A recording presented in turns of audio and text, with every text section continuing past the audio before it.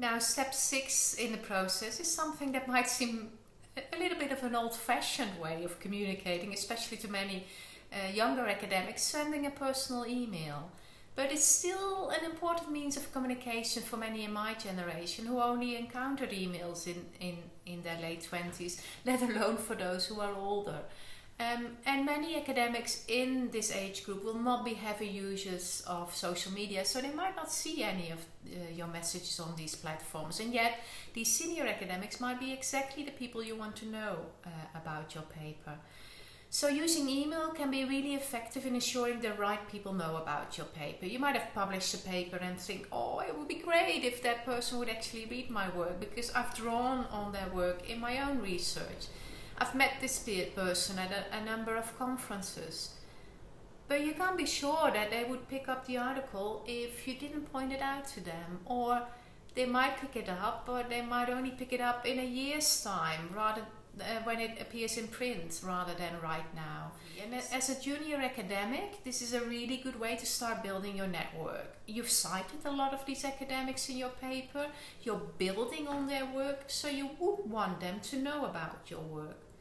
But at the same time, you don't want to be obnoxious. Don't send one and the same email to a whole group of people all in BCC.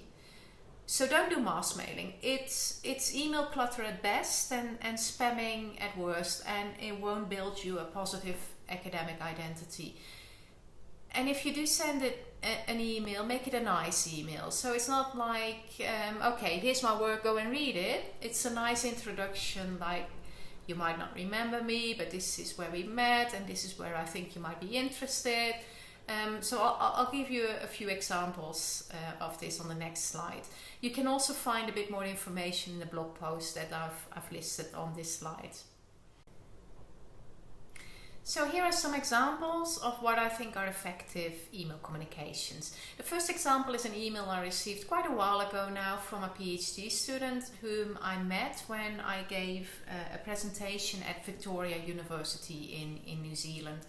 And she had now finished her PhD, published a couple of articles, but she also had a doodle created about her research. Now, you might not know what a doodle is, I didn't, but it's a video with live hand-drawn animations which build up a story about your research. And I thought it was a really neat way to summarize the key messages of the paper in a way that you can engage more people with than by just sending them the article.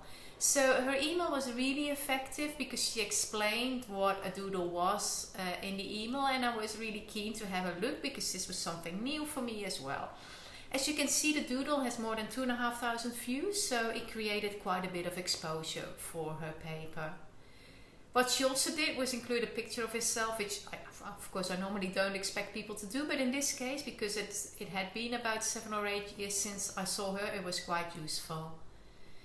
Another one which I received a few years ago, was written by someone who had written an article that cited my work in the Academy of Management Learning and Education. And it was about a related topic, a paper on socializing doctoral students into the research profession. And she shared that with me, but she also said that maybe the Sick Now Women's Network, of which she is also a member, might be interested in it as well. And I think that's a really nice way of sharing your work because you identify why the person might be interested in it. So these emails are not just about, here's my work, they are carefully thinking about useful ways in which you can do it. If you're hesitant about how to address academics by email, this blog post linked on the slide might be useful too.